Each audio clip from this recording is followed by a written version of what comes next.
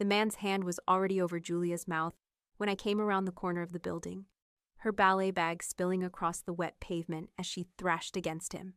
His partner had the van's sliding door open, engine running, and they were moving with the efficiency of men who'd done this before. Lift, pivot, silence. I didn't think. I just screamed, threw my keys at the nearest one's head, and slammed my palm against the studio's exterior alarm, with enough force to split the night open with sound. The wail cut through the parking lot like a siren, and for one beautiful second, they froze. Julia twisted free, stumbled toward me, and I grabbed her wrist and pulled.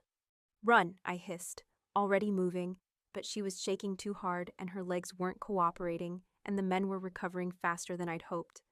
One of them, tall, buzz-cut, moving like former military, closed the distance in 3 strides. I shoved Julia behind me and raised the only weapon I had. My phone, held like a knife, camera pointed directly at his face. "I'm recording," I said, loud enough to carry. "Smile for the police." It was a bluff. My phone was locked, but his eyes flicked to it, then passed me to the street where headlights were beginning to turn our direction, drawn by the alarm. He said something sharp in Italian to his partner. It sounded like a warning, and they both retreated to the van. Doors slammed, tires squealed. Gone. I kept my phone up until the taillights disappeared, my heart hammering so hard I could feel it in my throat. Julia was crying, gasping, her fingers digging into my jacket. "It's okay," I said, which was a lie, because nothing about this was okay. "You're safe." She shook her head, violent and fast. "They'll come back. Callista, they'll come back." "Who are they?" But she just kept shaking her head. And then the first set of headlights pulled into the parking lot. Not police. The alarm was connected to a private security company, not the city, and their response time was terrible on good days. These weren't security guards either. 3 black cars entered from different angles, boxing us in with the kind of precision that said this was coordinated, planned. The alarm was still wailing, and Julia's fingers were digging into my jacket hard enough to bruise, and I was calculating our chances of making it back inside the studio when the center car's door opened. The man who stepped out made the air change. He was tall, over 6 feet, wearing a dark suit that fit him like it had been made specifically for his frame. He moved with absolute certainty, the kind that said he'd never been told no in his life, and his face belonged on Renaissance statues, beautiful, cold, carved from something that didn't feel pain or doubt. His eyes found Julia first. Something flickered across his expression, relief, rage, I couldn't tell. And then his gaze shifted to me. I'd spent 15 years learning to read bodies, to see the micro-adjustments. That meant danger or weakness or fear. This man's body language told me nothing except that he was in complete control, and I was very much not. "Turn off the alarm," he said. Not a request. His voice was deep, controlled, with an Italian accent that turned English into something sharper. "Who are you? Turn it off, or I will have my men cut the power to your entire building." Behind him, 6 more men had emerged from the cars. Not police, not security guards. Something else entirely, something that made my instincts scream danger. I looked at Julia. Her face had gone white, and she wasn't running or fighting or protesting. She was just staring at him with the expression of someone watching their escape route slam shut. "Vieri," she whispered. "Please." My stomach dropped. This was her brother, the one she'd been running from. I pulled my keys from where they'd fallen on the pavement and moved toward the studio entrance, very aware of the 6 men watching my every step. My hands wanted to shake, but I refused to let them see it. The alarm panel was just inside.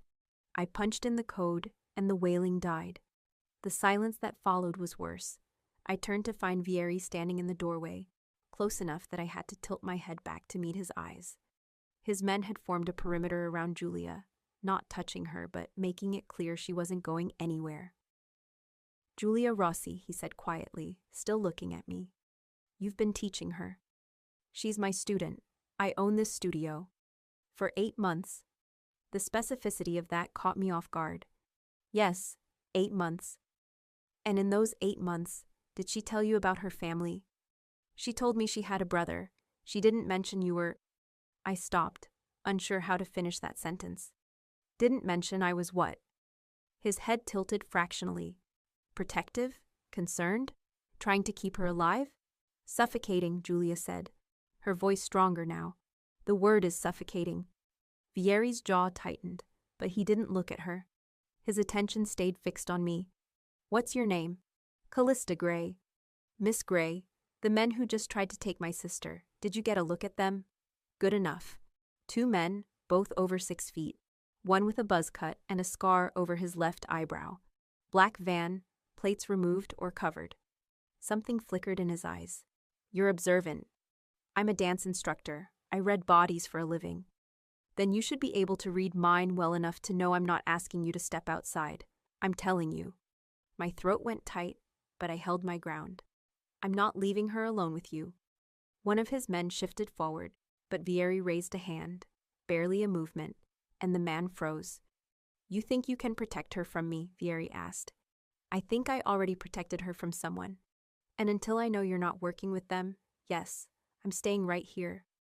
The temperature in the room seemed to drop. Vieri took a step closer, and every instinct I had screamed at me to back up, to make space, to submit. I forced my feet to stay planted. Those men, he said softly, were not working for me. They were working for someone who wants to hurt me by taking the only family I have left. So when I say I'm here to protect her, you can believe me or not, but she is coming home either way. I'm not going back, Julia said. You can't make me. I can, I will. Because you are 18 years old and someone just tried to kidnap you, and I am not losing you because you're too stubborn to see the danger you're in. The danger I'm in is from your world, from your choices. I didn't ask for any of this. His expression cracked, just for a second, and I saw the fear underneath. Raw, desperate fear. No, he said quietly. You didn't. But it's the world you were born into, and I can't change that. All I can do is keep you breathing. The silence stretched between them, heavy with years of arguments I wasn't privy to. Then Julia said very quietly, I have an audition in 6 weeks for a full scholarship to the conservatory in Milan. If I don't perform, I lose my only chance at a life outside your empire. Vieri's expression went carefully blank. You'll be alive to audition another year. There is no other year. I'm 18. This is my shot. And if you lock me away now, you're not protecting me. You're destroying me. I watched him wrestle with that, saw the moment he started to close down, to retreat into the control that probably felt safer than compromise. And I heard myself say, what if there was another way? His attention snapped back to me. There isn't. What if I came with her? Silence. Complete, absolute silence. Vieri stared at me like I just offered to jump off a cliff. What? You need her somewhere secure. She needs to train for her audition. I'm her instructor. I can teach her at your estate. You get security. She gets preparation. Everyone wins. Why would you do that? Because I was drowning in debt and 48 hours from losing everything. Because Julia deserved her chance. Because something about this man made me want to prove I wasn't afraid even though my hands were shaking. Because she's my student, I said. And I don't abandon my students. Vieri laughed. It was brief, dark, utterly without humor. No, you want something. Everyone wants something. So tell me what it is before I lose patience. Fine. If he wanted transactional, I'd give him transactional. 5,000 euros. I'll come to your estate, teach Julia every day for 6 weeks, and make sure she's ready for her audition. You keep her safe. I keep her sane. Everyone wins. 5,000 euros to play babysitter to my sister. 5,000 euros to ensure she doesn't waste the last decade of her training because you're too paranoid to let her have a life. His jaw tightened. You have no idea what you're asking. Then tell me. He was quiet for a long moment, and I could see him calculating, weighing options, measuring risks. I have enemies, he said finally. Rival families who see my sister as leverage. People who would take her, hurt her, kill her just to send me a message. 2 months ago, someone sent a photo of her leaving your studio with a single word written on the back. Soon. 3 weeks ago, one of my security team found a listening device in her car. Last week, I received a severed finger with her class schedule wrapped around it. My stomach turned. Whose finger? One of my security team. He was assigned to monitor the area around your studio. Someone took him 3 days ago, cut off his finger, and delivered it to my office with Julia's class schedule and a photo of her leaving your building. His voice went flat. He's alive, in a private hospital. But the message was clear. They can get to my people, and they're coming for her next. So understand, Vieri continued, his voice cold, that when I say she's in danger, I'm not exaggerating. And when I say I'll do whatever it takes to protect her, I mean it. I believed him. Against my better judgment, I believed every word. Then let me help, I said. You need someone she trusts. Someone who can keep her training without exposing her to the outside world. I can do that. For 5,000 euros, for 7,000, 3,000 paid immediately to cover my studio rent that's overdue. 4,000 paid at the end if Julia makes it to her audition unharmed. His eyes narrowed. You're 2 months behind on rent. You've been watching me. I watch everyone connected to my sister, which now includes you. He pulled out his phone, typed something, and showed me the screen. It was a photo of me, unlocking the studio door 3 days ago. Another of me at the cafe down the street. A third of me loading equipment into my car. I know everything about you, Callista Gray, he said quietly. Your studio is 1 week from eviction. You have 800 euros in your account and 17 students who depend on you. You're drowning, and I'm offering you a lifeline. So don't pretend this is about nobility. He was right, but that didn't make it only about money. Fine, I said. I need the money. I also need to know that Julia gets her shot at a future. Are those reasons good enough for you? He studied me for another long moment, then said, 7,000. 3,000 paid immediately to cover your rent. 4,000 paid at the end if Julia makes it to her audition unharmed. You'll live at my estate. You'll follow my rules. You'll go where I say, when I say, and you will not leave the grounds without my explicit permission. I need 2 days to arrange substitute coverage for my other students and close the studio properly. I need my phone. I need freedom to prepare for Julia's audition however I see fit. Costumes, music, choreography. And I need your word that if I get her ready and she makes it to that audition, you'll let her perform. You'll get your phone, but all calls and messages will be monitored. You can prepare however you want as long as it doesn't require leaving the estate or bringing in outsiders. And yes, if we make it to that audition with my sister still breathing, she'll perform. If we make it, 6 weeks is a long time when someone wants you dead. He held out his phone again. Account number. I gave it to him, my voice steadier than I felt. He typed, hit send. 3,000. You'll get the rest when Julia walks onto that audition stage. My phone buzzed. I checked it with shaking hands. Transfer complete. 3,000 euros. Enough to save my studio. Enough to buy myself 6 weeks to figure out what I'd just agreed to. Vieri held out his hand. We have a deal? I looked at his hand, strong, scarred across the knuckles, belonging to someone who'd hurt people, and then at his face, cold, controlled, absolutely certain he'd already won. I shook his hand. His grip was firm, warm, and gone before I could process the contact. 2 days, he said. Then a car will come for you at 6 a.m. Friday morning. Pack light. Everything you need will be provided. He turned and walked toward Julia, said something to her in rapid Italian that I couldn't follow. She argued back, but her heart wasn't in it. She was tired and scared, and she knew she'd lost. When Vieri walked out, his men followed in perfect formation.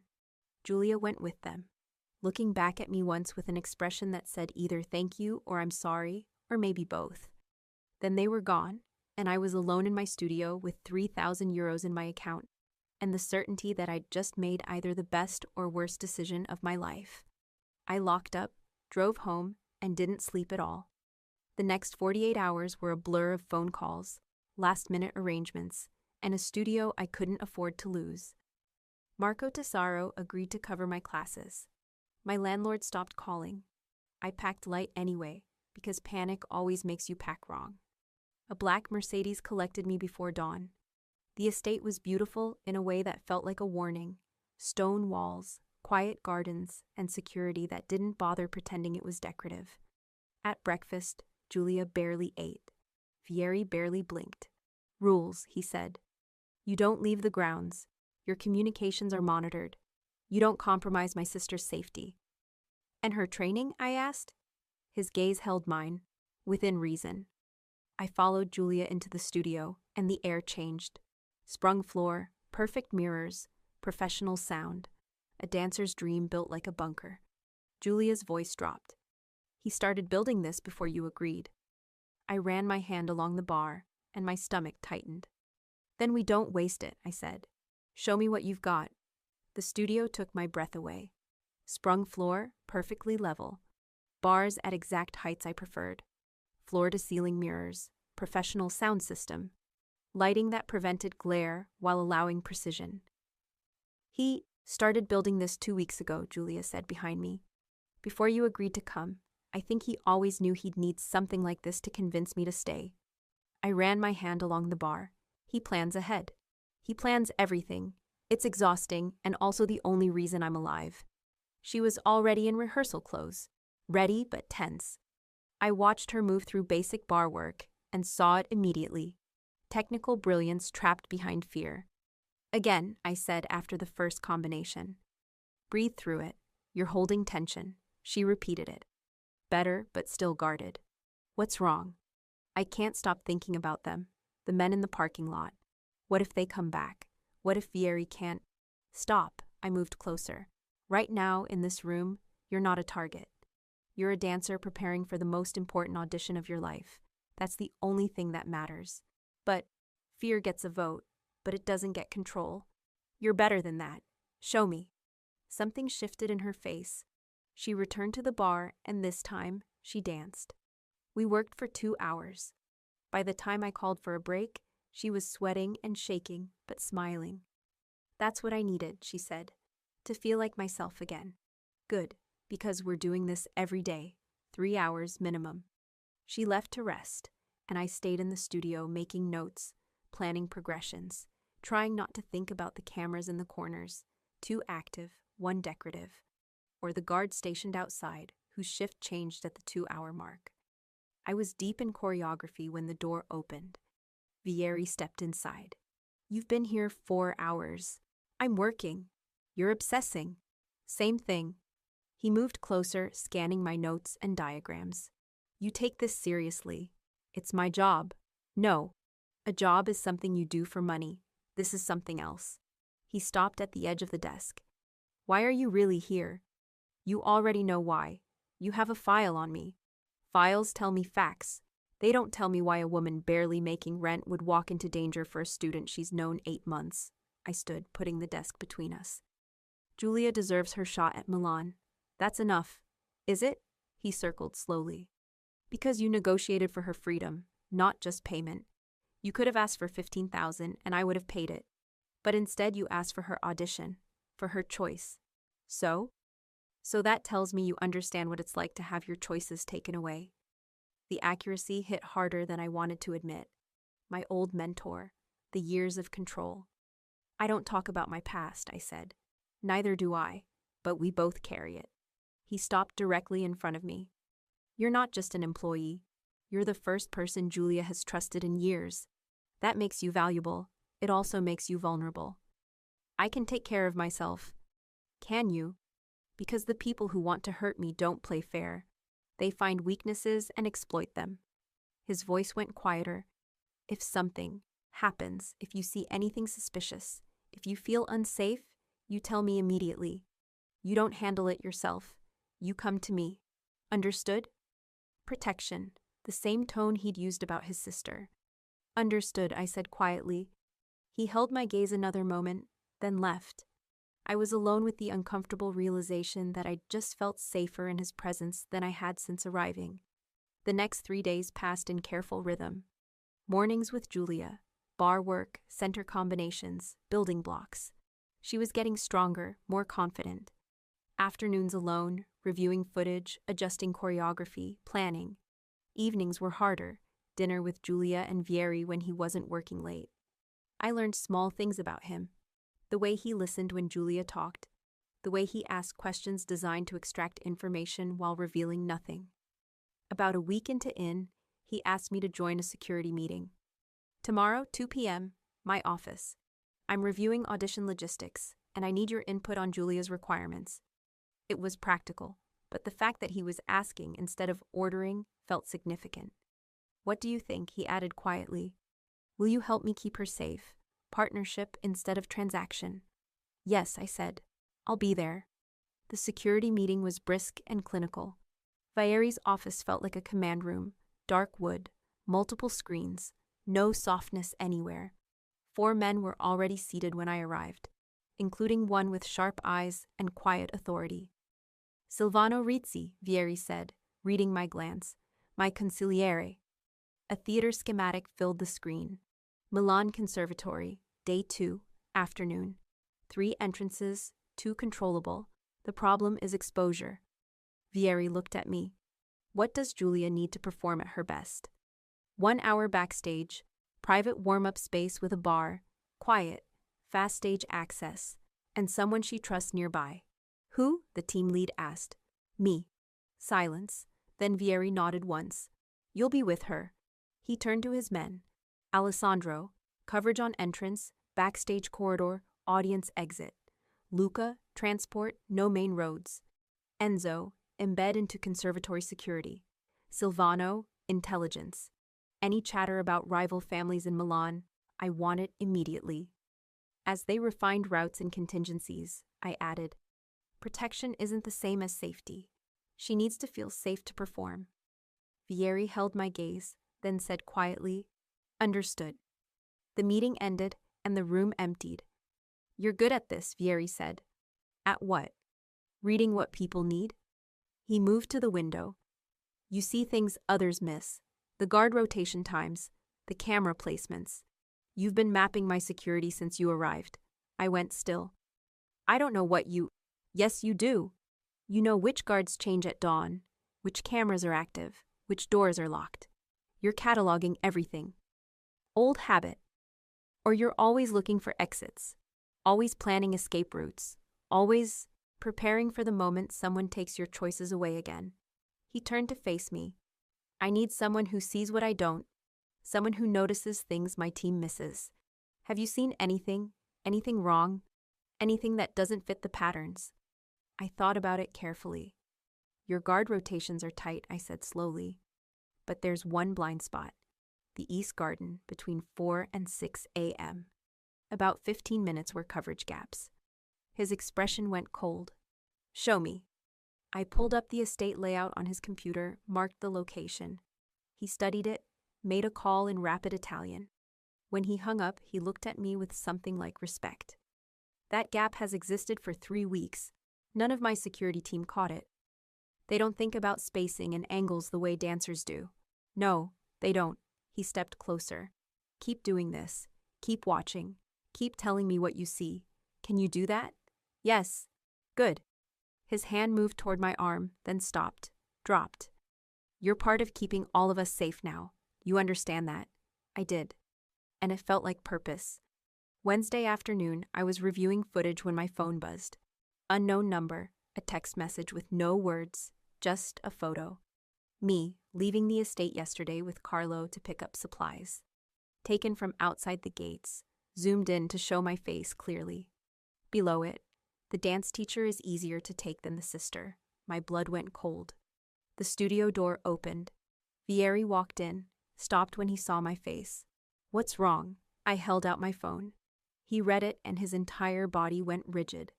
The temperature dropped 20 degrees. When? Not a question. 30 seconds ago, he was already on his phone, speaking rapid Italian. When he hung up, he looked at me with barely controlled rage. You're not leaving this property again. Not for anything. Vieri, someone just threatened you directly because you're helping my sister, because of me. Fear underneath the anger. This is external. Rival families testing my defenses, looking for weaknesses. They've found one. What are you going to do? Find them. And make sure they understand you are not an acceptable target. He grabbed my shoulders, urgent, not hard. You don't go anywhere without armed security. You don't take calls from unknown numbers. You stay visible to my people at all times. I'm fine. I'm right here. He stared at me, struggling to pull back from whatever edge he'd been approaching. I should never have brought you into this, he said finally. You didn't bring me. I walked in. I could have said no. You needed me. Julia needed me. And I'm not leaving. I held his gaze. We have 5 weeks until her audition. I'm going to make sure she gets there. He studied my face, then released me and stepped back. I'm going to find who sent this. He turned to leave. Vieri. He stopped. Thank you for... I gestured vaguely. For caring whether I'm safe. Something softened in his expression. You're welcome. Then he was gone. That night, I couldn't sleep. The text message kept running through my mind. Easier to take than the sister. Someone was watching. Someone knew I mattered. A soft knock on my door at 2 a.m. made me jump. Callista, Vieri's voice. Are you awake? I opened the door.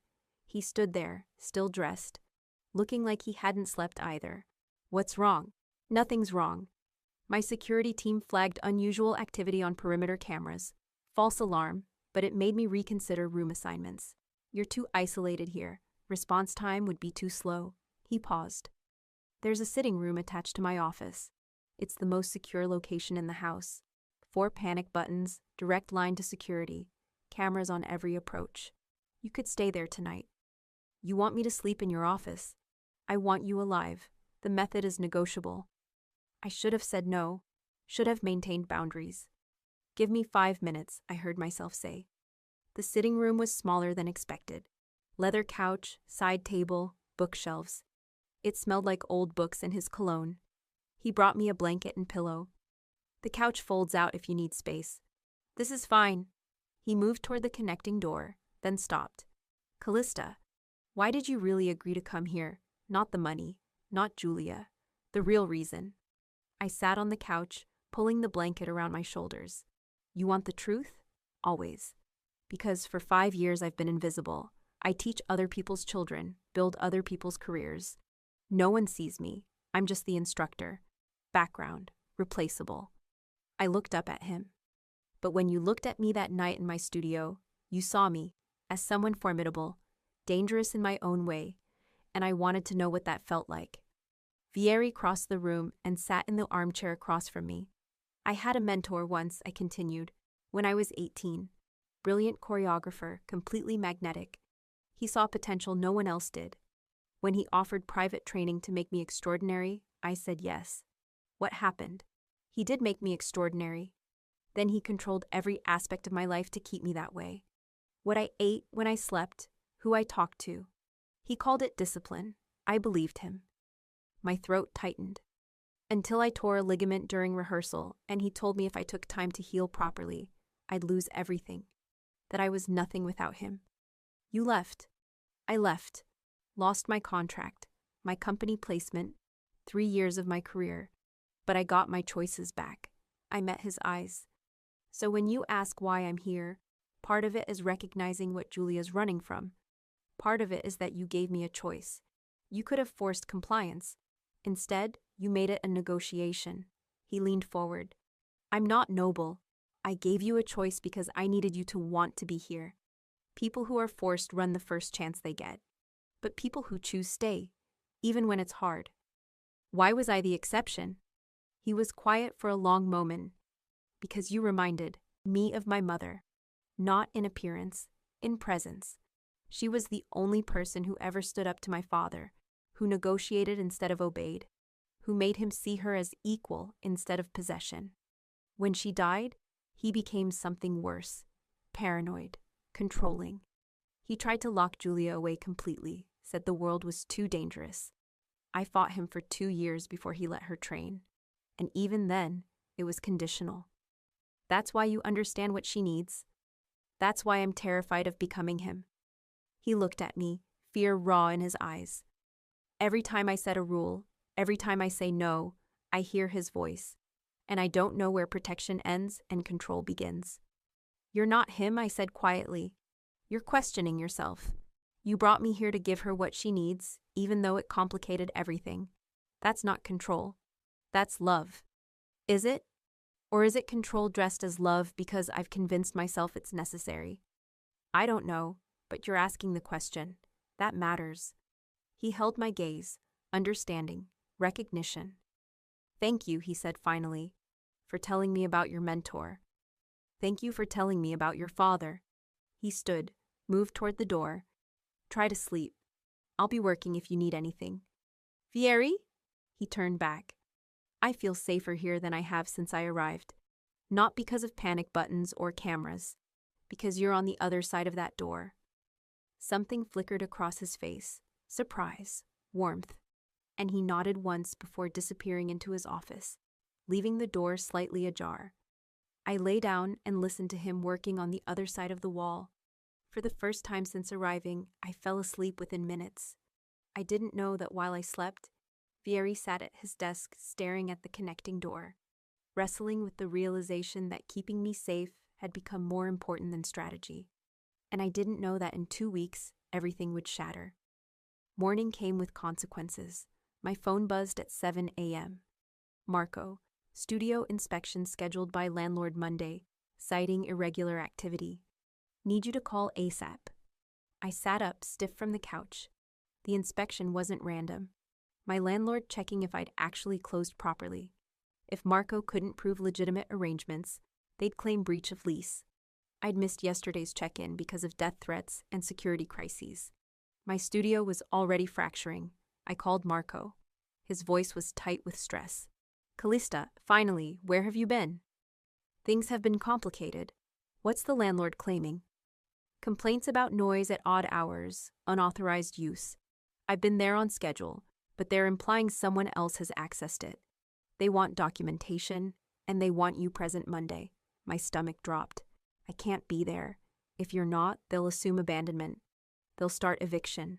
I'm dealing with a family emergency. Out of the city. Can you handle it? I'll try, but without you to verify. He sighed. This could go badly. We hung up. I sat with my phone, feeling the weight of my choice. I'd traded my studio's stability for this, for Julia, for something I didn't fully understand. The connecting door opened. Vieri stood there, already dressed. Problem. Studio inspection Monday. I need to be there and I can't. I'll have my lawyers contact your landlord. Verify the arrangement, provide documentation. You can't tell them where I am. I won't, but I can make the problem go away. By doing what? Threatening them? Buying the building? If necessary. No, this is my problem, my business. You don't solve it with money and intimidation. Then what do you want? Nothing. Let me handle this myself, even if it means I lose the studio. His jaw tightened. That's not acceptable. It's not your choice. It is if losing your studio means you become more dependent on me, more trapped. I won't let you sacrifice your freedom for my sister's safety. The words hit hard, because he was right. If I lost the studio, I'd have nothing to go back to. Then we have a problem, I said quietly, because I'm staying until Julia performs, no matter what it costs. That was the deal. The deal didn't include destroying your life. Maybe not, but that's the choice I'm making. We stood locked in stalemate. Finally, Vieri said, I'll have my lawyers provide documentation only. No threats, no interference beyond establishing legitimacy. But if the landlord still moves forward, I'm buying the building. Non-negotiable. It wasn't what I wanted, but it was compromise. Fine. Late one night, nearly 2 weeks in, I was in the studio past midnight, working through Julia's problematic arabesque transition, when the door opened. Vieri stood there, tie loosened, sleeves rolled, exhausted. You should be sleeping, he said. So should you.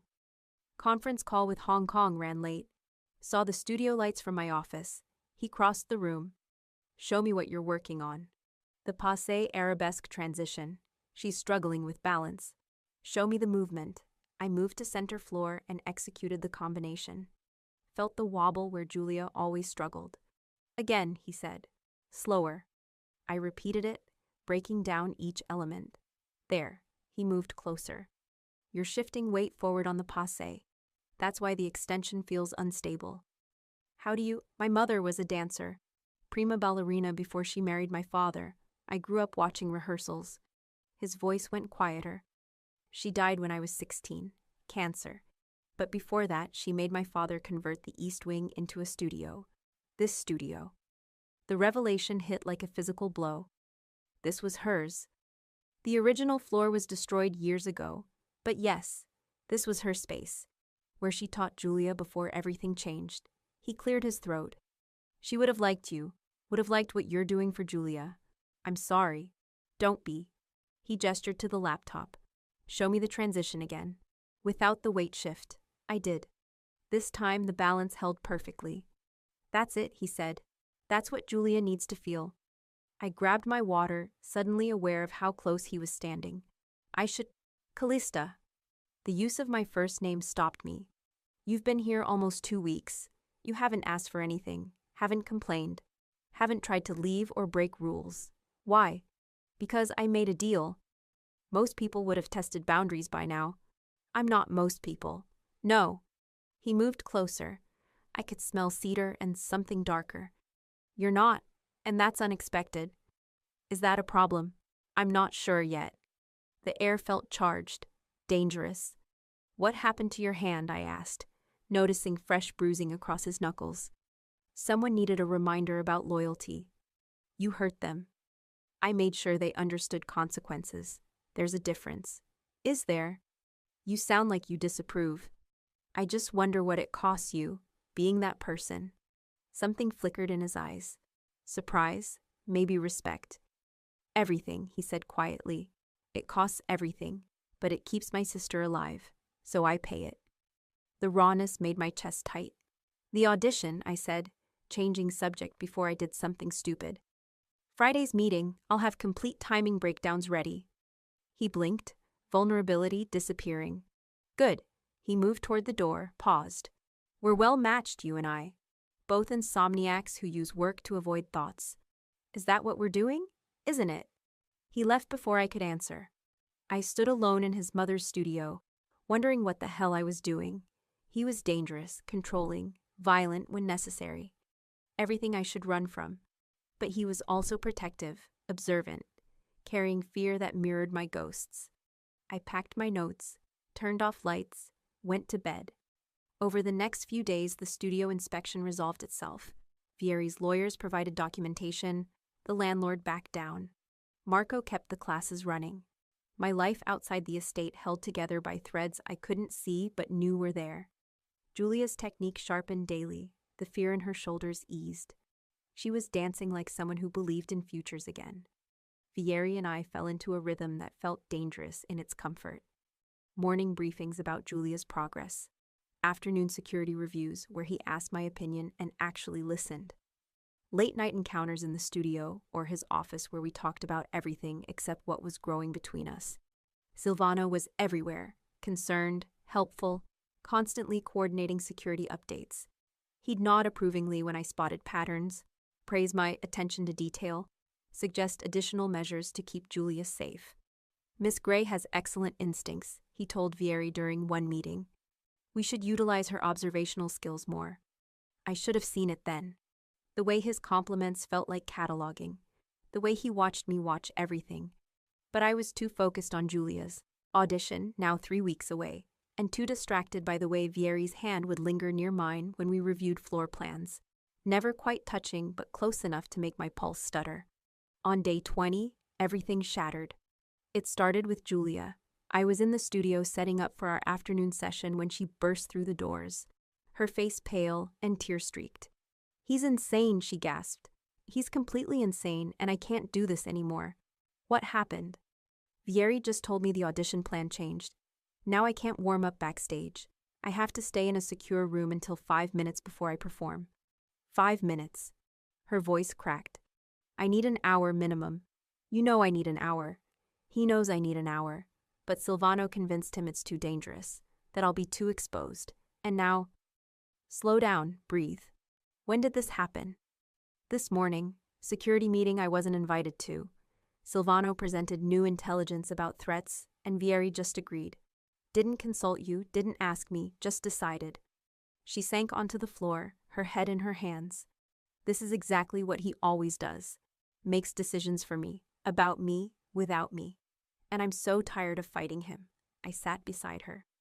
Okay, let me talk to him. There has to be a compromise.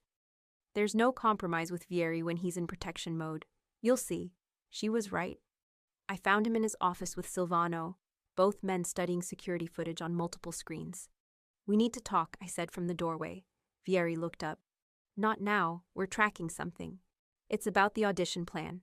Julia says the plan changed based on new intelligence." He gestured to the screens. Silvano intercepted communications suggesting rival families know about the conservatory performance. "They're planning something." Silvano nodded gravely.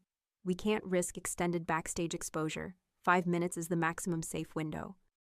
5 minutes isn't enough, I said. "She needs an hour to warm up properly. Her body needs time to." "Her body needs to stay alive," Vieri cut me off. "We're not debating this. You're not even consulting me. You asked me here to coordinate her performance requirements, and now you're ignoring everything I've told you about what she needs. What she needs is security. Everything else is secondary. Security without performance success makes this entire arrangement pointless." Vieri's expression went cold. "This arrangement is about keeping my sister breathing. If she doesn't perform at her absolute best, but walks out of that theater alive, I'll consider it a win. That's not what you promised her. I promised her the audition. I didn't promise it would be on her terms." We stared at each other across the desk, the careful partnership we'd built fracturing in real time. "Fine," I said finally. "But when she falls apart from inadequate preparation, when she walks onto that stage cold and tight and terrified, remember that you chose this." I left, before he could respond. That evening, I skipped dinner, stayed in the studio working through modifications, trying to figure out how to prepare Julia for an audition under impossible conditions. Around 9 p.m., one of the guards knocked on the door. "Miss Gray, Signor D'Amato requests you join him in the security center. Now." The security center was in the basement, a room I'd never seen before, filled with monitors and equipment, and 3 men who looked at me with expressions I couldn't read. Vieri stood in the center, his face carved from stone. Silvano was beside him, holding a tablet. "Close the door," Vieri said to the guard. The door closed, locked. My pulse spiked. "What's going on?" "We found something," Silvano said, his voice carefully neutral. "During our investigation into the threat communications, something we need you to explain." He turned the tablet toward me. It showed a bank transfer, 5,000 euros, from an account I didn't recognize to an account I did. Mine. Dated 1 week ago. Memo line, first installment. "I don't understand," I said.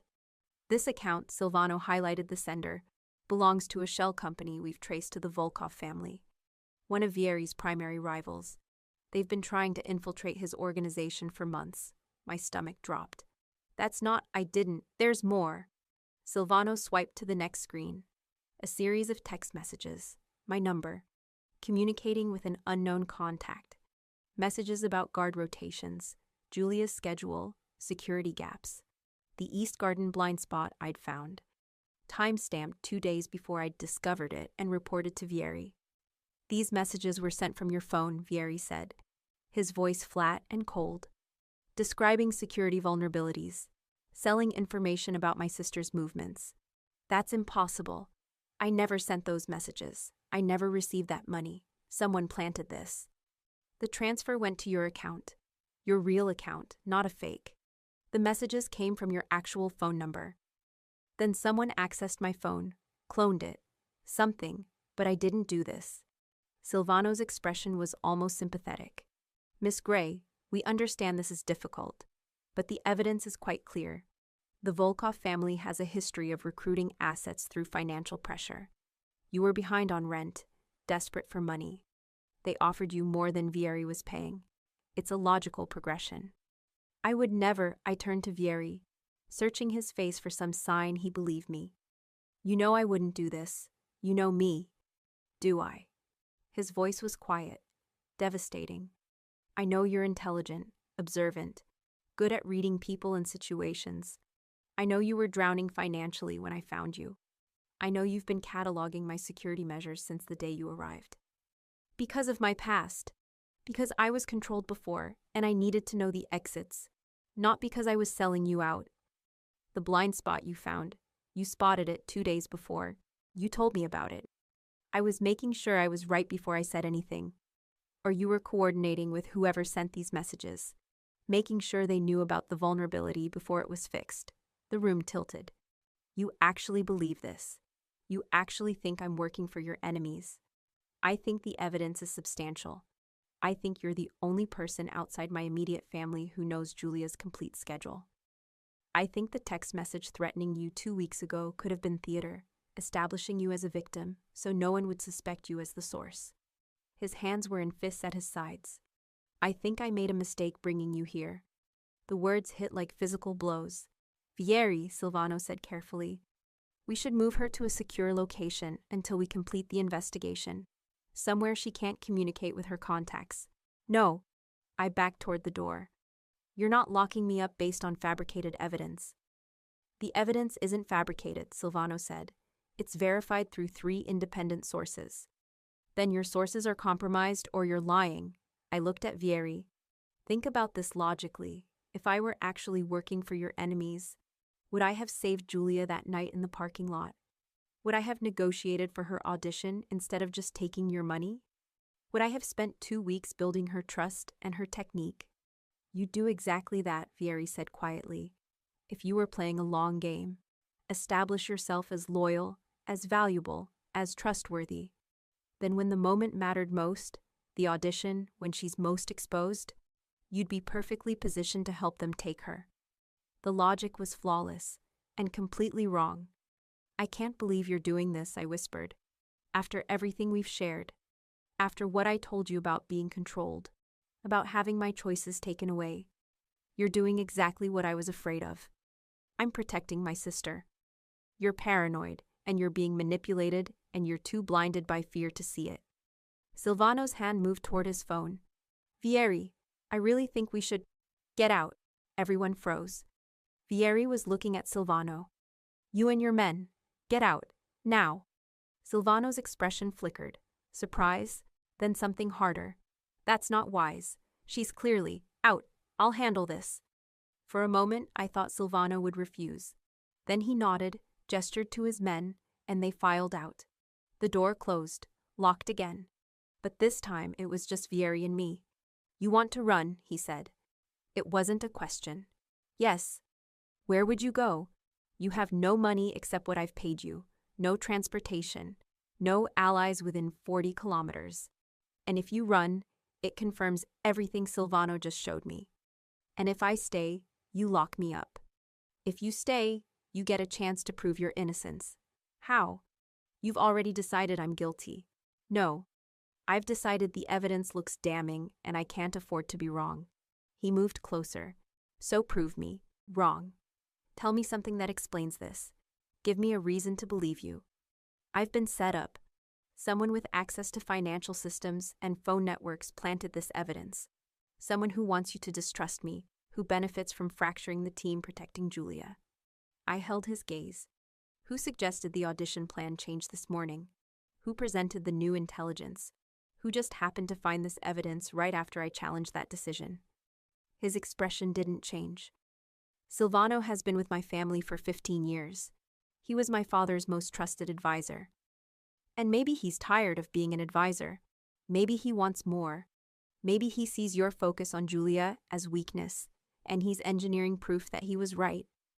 That's a serious accusation. So is calling me a traitor. We stood in tense silence. I need time, Vieri said finally. Time to verify the evidence independently. Time to figure out what's real and what's fabricated. Can you give me that? Do I have a choice? You always have a choice. But some choices have consequences. I could run, could try to escape, though he was right that I'd have nowhere to go. Could demand he let me leave immediately, though that would mean abandoning Julia 3 weeks before her audition. Or I could stay.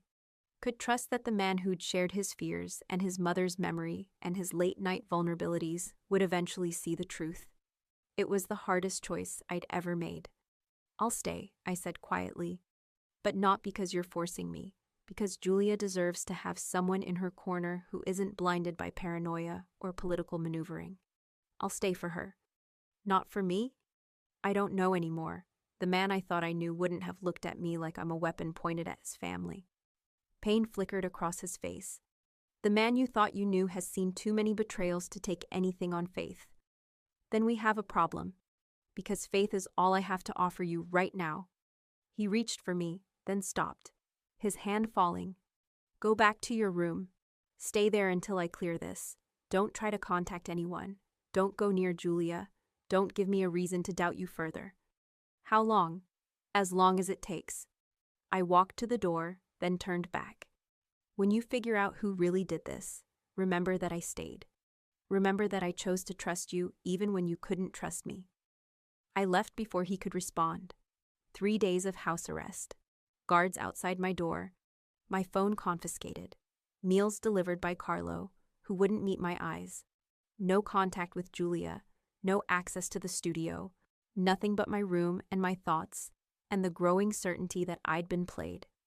The evidence was too perfect, too convenient, too specifically designed to destroy the exact thing Vieri feared most: betrayal from someone he'd started to trust. I replayed every interaction with Silvano, his praise, his support, the way he'd positioned himself as helpful while subtly undermining every decision that gave Julia more freedom. The audition plan change, the new intelligence, the perfectly timed discovery of evidence. He was systematic, patient, and he'd been doing this for weeks. I needed to prove it, but I needed access to do that. On the 4th day, Carlo brought breakfast and a note folded under the plate. Studio, midnight, come alone. G. Julia. I looked at the door, 2 guards outside, windows that only opened a few inches, no easy way out. But I'd been mapping this estate for weeks, and there was one route no one watched because no one believed it was accessible. The servants' staircase behind the linen closet. The one that connected to the kitchen, which connected to the garden service entrance, which was 15 meters from the studio's east entrance. Old habits, old escape routes, old skills I'd hoped never to use again. At 11:45 p.m., I moved. The linen closet door opened silently. I'd noticed 3 weeks ago that the hinges were oiled. The staircase was dark, narrow, exactly as I'd catalogued. The kitchen was empty, the night staff long gone. The service entrance had a simple thumb-turn lock on the inside. I reached the studio at 11:58. Julia was waiting inside, her face drawn and furious. They told me you're a spy, she said without preamble. That you've been selling information to the people who want to hurt me. That you only came here to help them take me. None of that is true. I know, she moved closer. Because I've been watching too, and I saw something that doesn't make sense. She pulled out her phone, showed me a video. Security footage from the estate's main gate. Date stamped 5 days ago, 2 days before the evidence appeared. The video showed a man I didn't recognize entering the grounds. Silvano met him at the gate, spoke briefly, handed him something. The man left. That's Dmitry Volkov, Julia said. One of the men from the family supposedly recruiting you. I recognized him from Vieri's briefings. Why would Silvano be meeting with him if the Volkovs are our enemies? My heart started racing. Where did you get this footage? I've had access to the security archives for months. Vieri doesn't know. I convinced the tech guy to give me a login by telling him I was working on a project about estate security for school. She grimaced. I've been spying on the spy systems. Ironic, right? Can you download this? Send it somewhere off property. Already did. Uploaded to a cloud account this morning. She looked at me with tears in her eyes. I don't understand why Silvano is doing this. What does he gain by framing you? He gains a divided household. Vieri stops trusting anyone except Silvano. The audition becomes too dangerous and gets cancelled. Julia stays locked in the estate forever, and Silvano proves he was right all along about Vieri's weakness. But why? Because he's not trying to protect you. He's trying to control the organization, and your brother's focus on you makes him look weak to the men who value strength over loyalty. Footsteps in the hallway outside. Julia's eyes went wide. Go.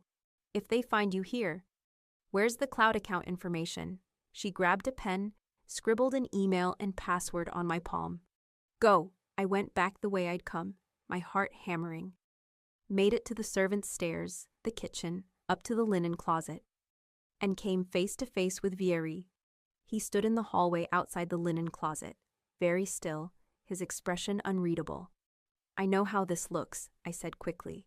Do you? I was meeting Julia. She has evidence, actual evidence, that Silvano is the one who's been compromised. He met with Dmitry Volkov 5 days ago. She has video footage. It's uploaded to… Stop. He moved closer. You're under restriction. You're not supposed to leave your room, contact my sister, or access any part of the estate. And your first action is to do all three. Because I'm trying to prove I'm innocent.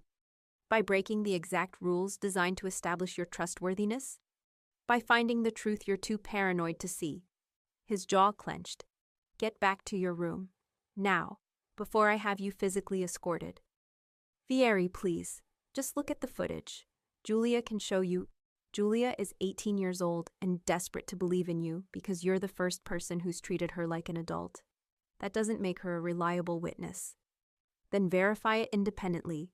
Check the security archives yourself. The footage is date-stamped, authenticated. I'll look into it. After you're back in your room. After I've confirmed you haven't tampered with anything. After I've decided whether this is genuine evidence or another layer of manipulation. He stepped aside, gestured toward my room. Move. I moved. Because fighting him physically would only confirm his doubts. The guards followed me back. The door closed. Locked from outside this time. I sat on the edge of the bed with my fists clenched. Julia's login information still scrawled on my palm. And finally understood what it meant to be powerless. Not because I lacked information or allies or proof, but because the person who needed to believe me had been hurt too many times to risk believing anyone. 2 more days passed. No word from Vieri. No indication he'd checked Julia's footage. No change in my confinement. Then at 3 a.m. my door opened. Vieri stood there, looking like he hadn't slept in days. Get dressed, he said. We're going to the security center. Why? Because I looked at the footage. I traced the Volkov connection.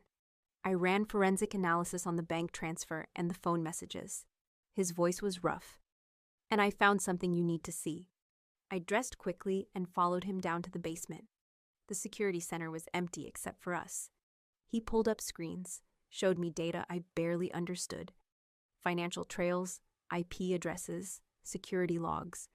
The transfer to your account, he said, was routed through 7 different shells. But the original source was internal. Someone with access to my family's financial systems. The phone messages were sent using a cloned SIM card that required physical access to your phone for at least 30 minutes to copy. Someone inside the estate.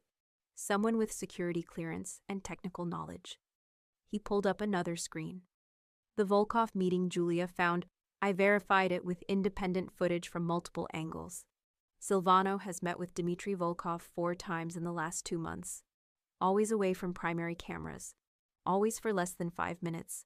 Always passing information or receiving something. He's the leak. He's the architect. He's been building this case against you for weeks, waiting for the right moment to deploy it. Why now? Because 2 weeks ago, I asked you what you thought about security measures before implementing them. Because I started treating you as a partner instead of an employee. Because he saw me starting to trust someone other than him.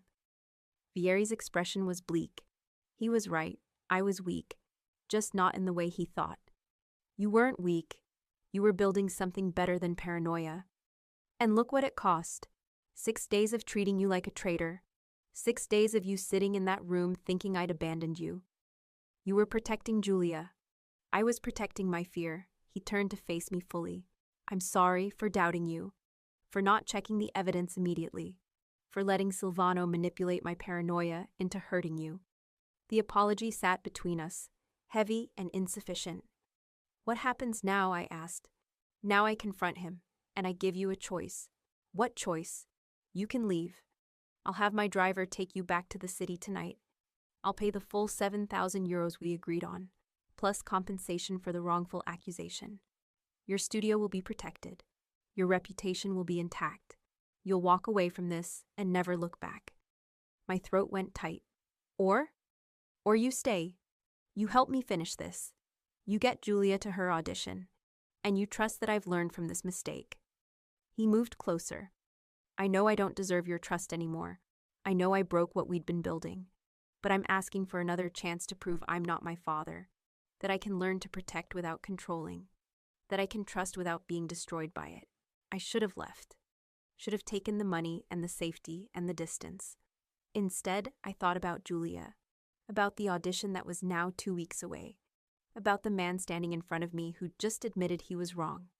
I stay, I said, but not on your terms, on mine. What are your terms? I want full access. No more confinement, no more restrictions, no more being treated like I'm fragile or suspect. I want to be there when you confront Silvano. I want to help plan the final security for the audition. And I want you to actually listen when I tell you what Julia needs, not just what your fear says she needs. Done. Just like that? Just like that. He held out his hand. Partners?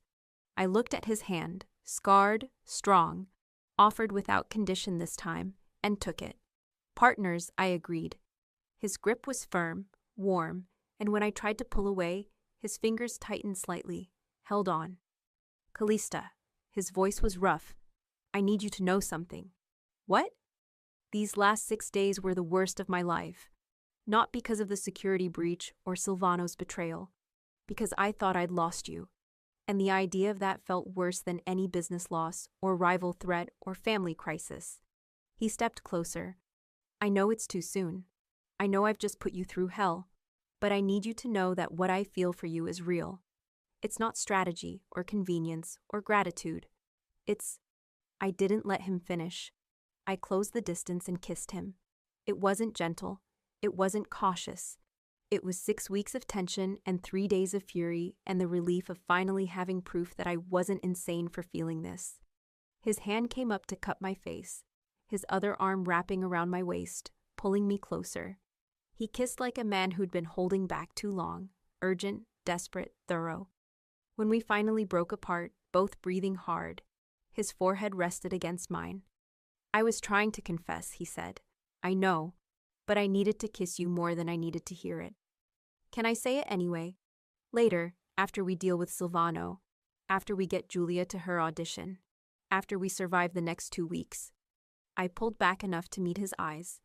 Because if you say it now, while I'm still angry and hurt and terrified, I might say something back that we're not ready for. Like what? Like that I might feel the same way. And that scares me more than anything else in your world.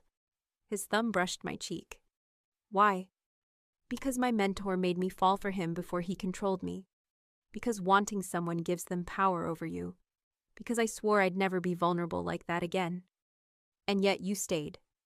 And yet I stayed, I agreed. He kissed me again, softer this time, reverent. Tomorrow morning, he said when we parted. I'm confronting Silvano. I want you there, not hiding, not protected. Beside me. Beside you, I echoed. We left the security center together, his hand finding mine in the hallway, both of us knowing that the crisis was far from over. But for the first time since arriving at the estate, I felt like we were fighting on the same side. Morning came too quickly. I woke in my own bed. Vieri had walked me back after the kiss, his hand warm in mine, neither of us speaking because words felt inadequate. Now sunlight streamed through my windows and someone was knocking on my door. Carlo. Signorina. Signor D'Amato requests your presence in his office. 9 o'clock. He says to tell you it's time. Time. The confrontation we'd both been dreading and needing. I dressed carefully, not armor exactly, but close. Dark, slacks, a crisp shirt, my hair pulled back severely. If I was going to watch Vieri dismantle his father's most trusted advisor, I wanted to look like someone who belonged in that room. When I arrived at his office, Vieri was already there with his head of security and 2 men I didn't recognize. Julia sat in the corner, her face pale but determined. Miss Gray, Vieri said formally, thank you for joining us. The formality was for the other's benefit. But his eyes told a different story. Gratitude, solidarity, something that looked like pride. Silvano arrived at exactly 9 o'clock. He stopped when he saw me, surprise flickering across his face before he controlled it. I wasn't aware this was a full assembly. Sit down, Silvano, Vieri said quietly. Silvano sat, his expression shifting to concern. What's this about? Has something else happened? More intelligence on the Volkov threat? The Volkov threat, Vieri repeated. Yes, let's discuss that. He pulled up footage on the screen behind him. This is from our main gate. Date stamped 18 days ago. That's you meeting with Dmitry Volkov. Silvano barely glanced at it. Dmitry approached me, claimed he had information about threats to Julia. I was vetting his credibility before bringing it to you. Standard intelligence gathering. And this meeting? Another video. Different date. And this one. And this one. 4 meetings total, displayed in sequence. 4 meetings over 2 months. Never reported. Never documented. Always conducted away from primary surveillance. I was building a case before presenting it to you. I didn't want to waste your time with unverified. The bank transfer, Vieri cut him off.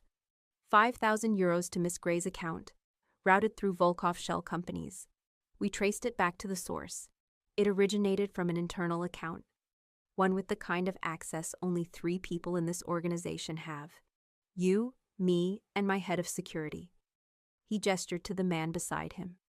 Luca was in Japan when the transfer was initiated. I was in meetings with witnesses. That leaves you.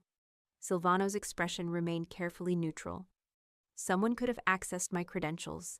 You know systems can be compromised. The phone messages, I said, speaking for the first time. Sent from my number, describing security vulnerabilities. They required a cloned SIM card. Physical access to my phone for at least 30 minutes. That night Callista slept in my office, Vieri continued, his voice going colder. You volunteered to secure her phone, sweep it for tracking devices. I gave you access for over an hour. That's when you cloned the SIM. For the first time, Silvano's composure cracked. Just slightly. A tightening around his eyes. This is circumstantial, he said. You're letting your feelings for this woman cloud your judgment. She's an outsider, Vieri. You've known me 15 years. I was your father's most trusted. My father, Vieri said softly, was paranoid, controlling, and ultimately destroyed by his inability to trust anyone. You encouraged every one of those instincts. You convinced him to isolate Julia, to treat protection like imprisonment. And when I started making different choices, you decided I was weak. I decided you were compromised. This woman appears out of nowhere, ingratiates herself with your sister, gains access to our security, and suddenly we have leaks? The logic is obvious. The logic, Vieri said, is that you engineered those leaks yourself. You met with Volkov to establish contact, fed him minor intelligence to build credibility, then framed Callista to prove your point. That my weakness for protecting Julia and for trusting people outside my immediate circle would destroy us. You're making a mistake, Silvano said. And now there was steel in his voice. The organization needs strength. Your father understood that. Your obsession with your sister, with this woman, with trying to be better than him. It's making you vulnerable. I was trying to show you that before our enemies did. By framing an innocent woman, by engineering crises to prove yourself right, by doing what was necessary to wake you up, Silvano stood. You're so desperate not to be your father that you've become weak. You let a dance teacher, a woman you've known 6 weeks, influence decisions that affect the entire organization. You're planning to expose Julia at a public audition where she'll be vulnerable. You're making yourself into a target because you're too soft to make hard choices. Hard choices, Vieri repeated. Like my father made.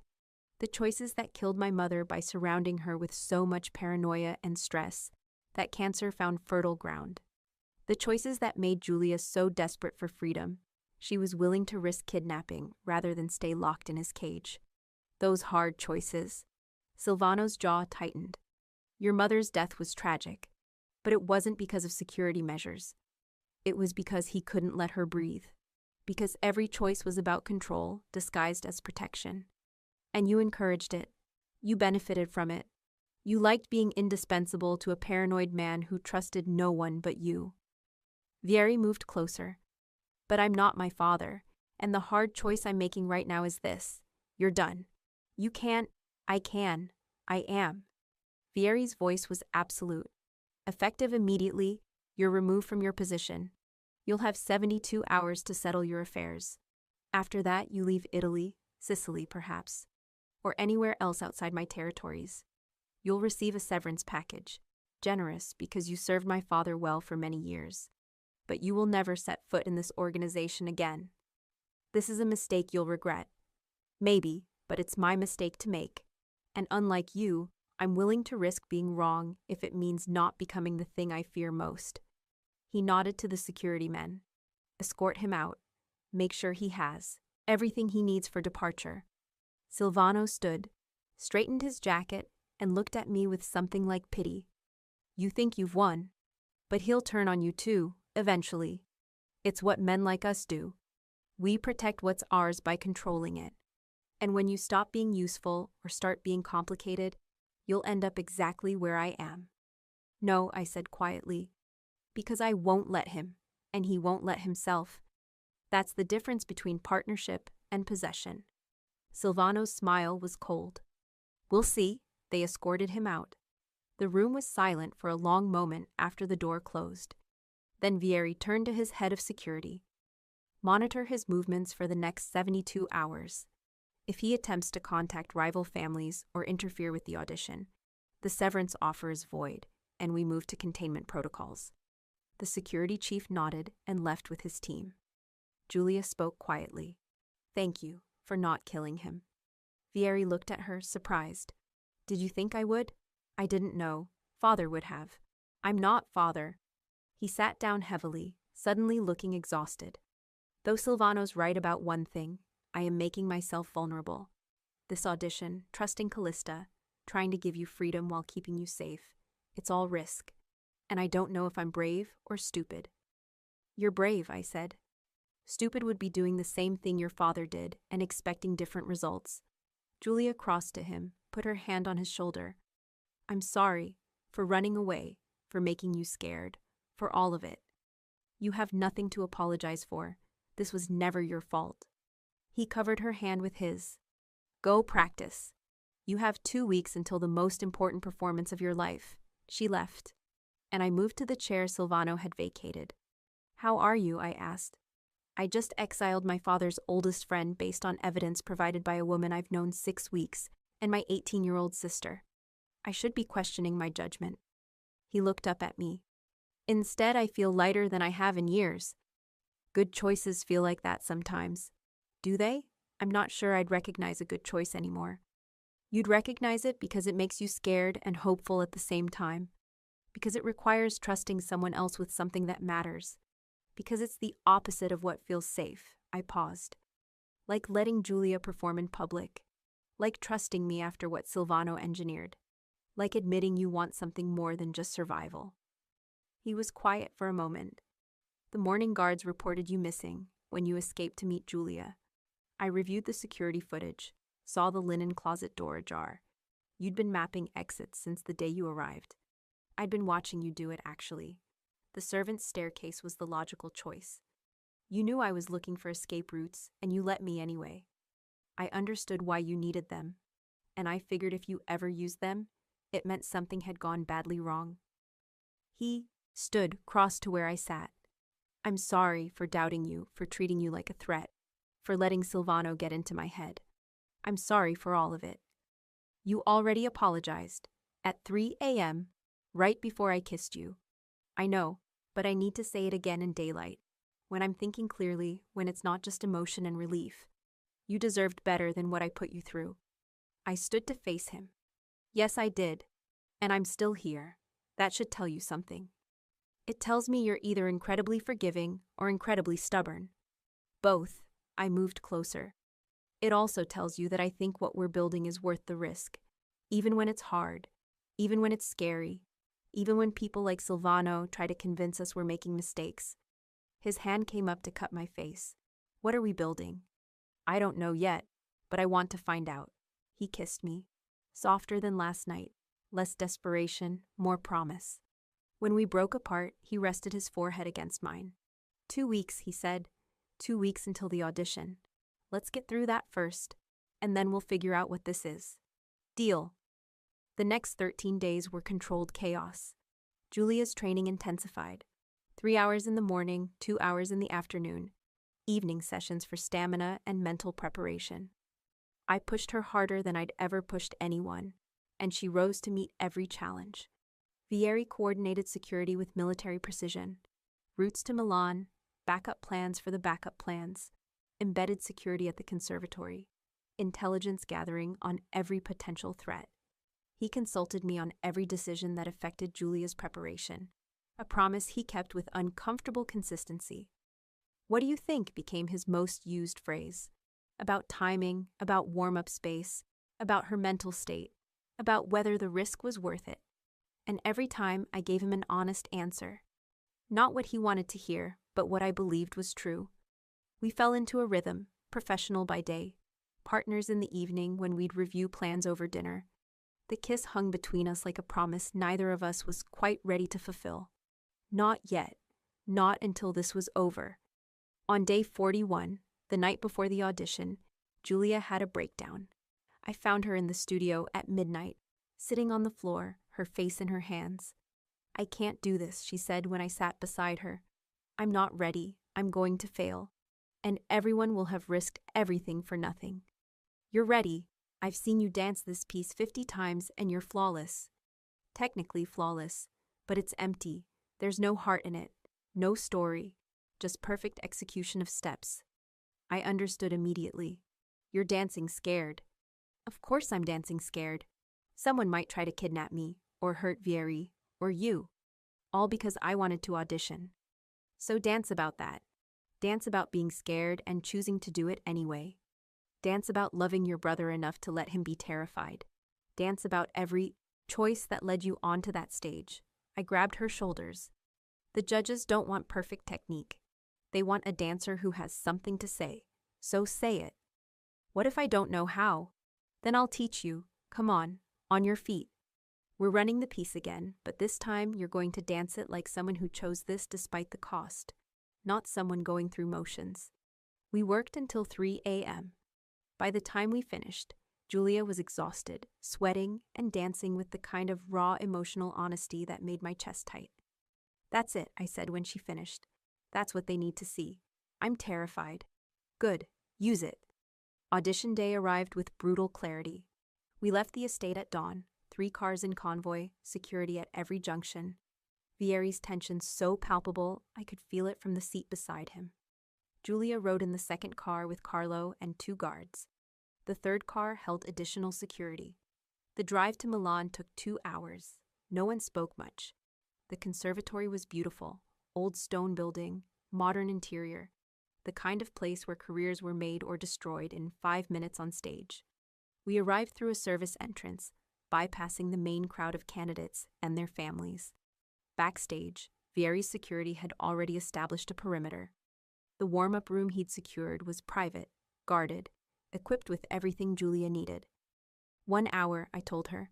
Barre, center work, then the piece twice through. I'll be here the whole time. Vieri pulled me aside while Julia began her barre work. "Silvano was spotted in Milan this morning." My blood went cold. "Where?" 3 kilometers from here. He's not supposed to be in the country, let alone this city. His jaw was tight. He's going to try something.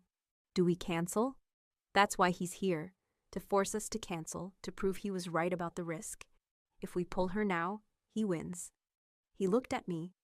"But I need you to be honest. Is it worth it? Is one audition worth the potential danger?" I thought about Julia, about the last 2 weeks of her dancing with heart instead of fear, about what it would do to her to come this close and have it taken away. "Yes," I said, "it's worth it. But we don't do it stupidly. We adjust." "How?" "Change the order. She's scheduled to perform at 2 p.m. Can you move her to the first slot? Right after lunch, before Silvano has time to position whatever he's planning." Vieri's eyes sharpened. "I'll make it happen." He made 3 calls. By the time Julia finished her warm-up, she was scheduled to perform in 1 hour. "Change of plans," I told her. "You're going on early. Are you ready?" She took a deep breath. "Yes." "Then let's go make those judges regret they only have 1 scholarship to offer." The stage was smaller than I'd expected. Simple lighting, clean floor, 5 judges seated at a long table in the otherwise empty theater. 30 seconds to walk from wings to center. 5 minutes to perform. 30 seconds to exit. 7 minutes total to prove she was worth the risk. I stood in the wings with Vieri beside me. His hand found mine in the darkness, not restraining, not possessive, just present, connected. The music started. Julia walked onto that stage like she owned it. No hesitation, no fear, just purpose. And then she danced. I'd seen her perform this piece 100 times, but never like this. Every movement told a story, not the choreography's story, but hers. Fear transformed into power, control released into freedom, a girl becoming a woman on her own terms. The judges leaned forward. Vieri's hand tightened on mine.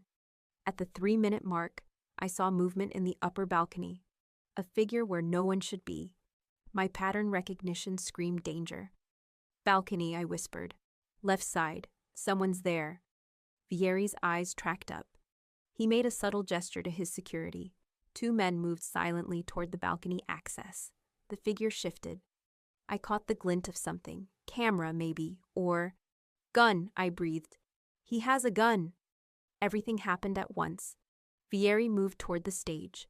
I grabbed his arm, stopped him. If you interrupt her now, if you pull her off that stage in the middle of her performance, Silvano wins. She loses everything. If I don't, she could be shot. He's not going to shoot her. He's going to shoot near her, create chaos, prove the danger was real. It's a message, not a murder attempt. I held his gaze. If I'm wrong about this, I'll never forgive myself. But I'm not wrong. Your security is moving into position. They'll reach him in 30 seconds. Trust them. Trust her. Trust this. His jaw worked. Every instinct he had was screaming at him to protect, to control, to intervene. Instead, he stayed beside me and watched his sister dance. 20 seconds later, security reached the balcony. The figure was apprehended silently, so silently that Julia never knew. The judges never knew. The performance continued uninterrupted. One of Vieri's men appeared at his shoulder, spoke quietly. The upper balcony was a late addition to the venue layout.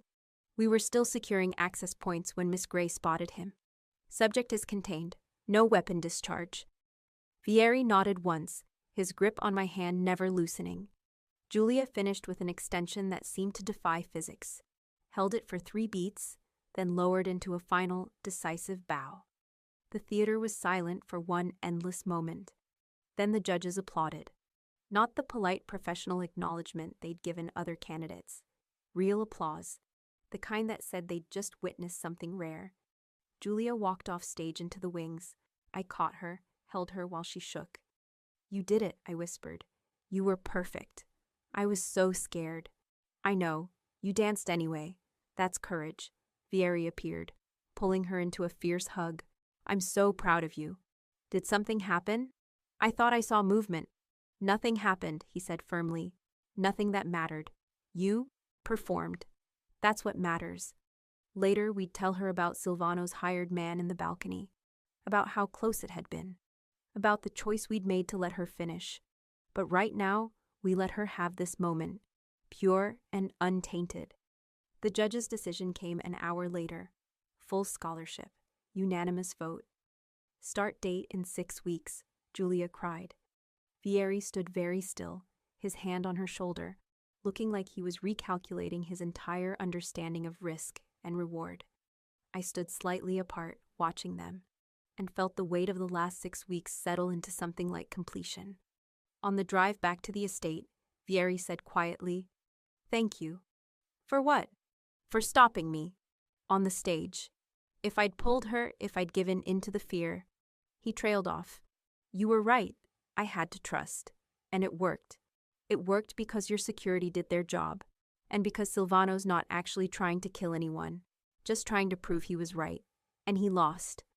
"What will you do?" Julia asked from the back seat. "Now that the audition's over, do you go back to Naples?" The question I'd been avoiding for days. "I don't know," I said honestly. "My studio's still there, my students, my life." "Is that what you want?" Vieri asked quietly. "To go back?" I looked at him, at the man who'd been terrified enough to almost destroy us, and brave enough to learn from it, at the future we'd been too scared to name. "I want to talk," I said, "about what happens next, about what this could be if we let it." "Tonight?" he asked. "Tonight." That evening, after Julia went to sleep, I found Vieri in his office. He looked up when I entered, something uncertain in his expression. "I've been thinking about what you said. About talking." "So have I." I closed the door behind me. "I need to tell you something first." "All right."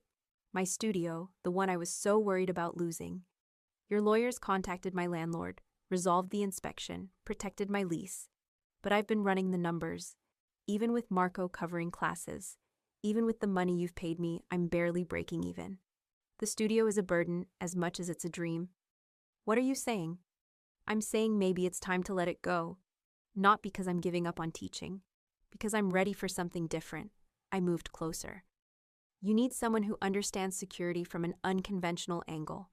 Someone who can spot patterns your men miss because they're trained to look for obvious threats. Someone who can move through elite spaces, conservatories, galas, cultural events, without raising suspicion." His eyes sharpened. "You're proposing a job?" "I'm proposing a partnership. You consult me on security that involves cultural targets, high society events, anywhere that requires reading behavior in sophisticated environments. I provide insight, attend events as needed, train your people in observational techniques dancers use." I paused. "And I keep working with Julia, not just until she leaves for Milan, but as her coach, long term, someone she trusts who isn't her brother." "What would you want in return?" "A real salary, housing, here or in the city, whatever makes sense. Autonomy over how I work, and clarity about what we are to each other." I held his gaze. "Because I'm not agreeing to work for you if we're also going to dance around whatever this is between us." Vieri stood, crossed to me. "I was going to offer you something similar. Not as well articulated, but the same basic idea. I need you here. Not as an employee, not as a temporary solution, as a partner. In business. In life. In whatever form you're willing to accept." His hands came up to frame my face. "I'm still learning how to do this, how to share control, how to trust without making it into possession. But I want to learn, with you. What if I make mistakes? What if I get things wrong? Then we figure it out together. That's what partners do." He smiled slightly. "You were right about my father, about control versus protection. I don't want to be him. I want to be someone who can hold things loosely enough that they don't break. That's terrifying. I know, but less terrifying with you." I kissed him. Slow, deliberate, full of promise instead of desperation. When we broke apart, I said, "I need to close the studio properly, transition my students, terminate the lease, pack up my apartment. 2 weeks, maybe 3.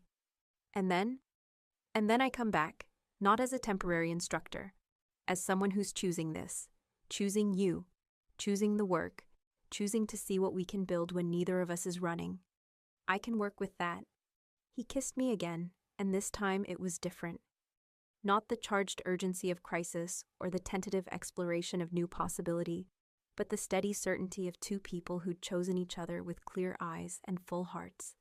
Later, much later, when we were tangled together on the couch in his office, both of us too wired to sleep, he said, "I love you. I know you didn't want me to say it before, but I need you to know. Not because it changes anything, because it's true." I traced the scar on his knuckles, the one from the loyalty reminder, from the man he had to be in his world. "I love you too. Even though it terrifies me. Even though I spent 5 years swearing I'd never put myself in a position to be controlled again. I love you. You're not controlled. You're choosing. I know. That's what makes it different." I looked up at him. "Promise me something. Anything. Promise that if I ever stop choosing freely, if this ever starts to feel like possession instead of partnership, you'll let me go. I promise. And you promise me the same thing." "I promise." We fell asleep like that. Two people who'd been afraid of the same things, finding out they were braver together than apart. 3 weeks later, I stood in my empty studio in Naples for the last time. The bars were gone, sold to a dance company, in Rome. The mirrors taken down. The sprung floor scheduled for demolition when the landlord converted the space into something more profitable. Marco had transitioned my students successfully. Most were thriving. A few had followed him to his new studio. All of them understood. I'd said my goodbyes, packed my life into boxes, and arranged for most of it to go into storage. I didn't need much for what came next. My phone buzzed. Vieri. Ready? Me. Yes. His car was waiting outside. This time, I climbed in without hesitation, without looking back. How does it feel? He asked as we pulled away. Like closing a chapter, like opening a new one. I took his hand. Like choosing the life I want instead of the life I thought I should have. Any regrets? Ask me in a year, he smiled. Fair enough. We drove toward the estate, toward Julia's continued training, toward the work we'd designed together, toward a future neither of us had planned, but both of us wanted. I'd spent 5 years building a life alone, protecting myself from control, convinced that safety meant isolation. Now I was choosing risk, choosing partnership, choosing to believe that the right person wouldn't cage you even when they were terrified of losing you. It was the bravest thing I'd ever done, and I'd do it again in a heartbeat. Thank you for listening all the way to the end. If you enjoyed this story, please subscribe so you don't miss the next Mafia love story. And tell me in the comments where you're listening from and what you thought of this narrator. Your feedback really helps me make these even better for you. Thank you for letting my stories keep you company. It truly means more than you know.